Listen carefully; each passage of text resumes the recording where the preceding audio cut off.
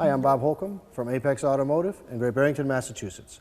Today we're going to talk about how to haul things on the roof of our car with tie-down straps. The first thing you want to consider is what you're putting on top of the roof. You want to make sure that it's not too heavy.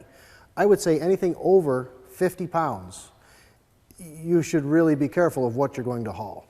This piece of PVC piping is pretty light, and I can certainly strap it to the roof of this car. Some of the things I want to be careful of are to make sure that it doesn't obstruct my view or if it will come in contact with someone else's automobile as I'm driving.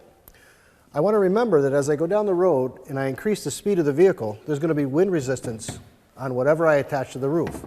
If I attach this pipe to the roof, there won't be a whole lot of wind resistance as it doesn't have a big flat surface. But if I turned it sideways and tried to snap it to the roof, there'd be a lot more wind resistance and have a tendency to come off the roof. The way I would do this piece of pipe would be simply to strap it to this side runner with a couple of bungee cords.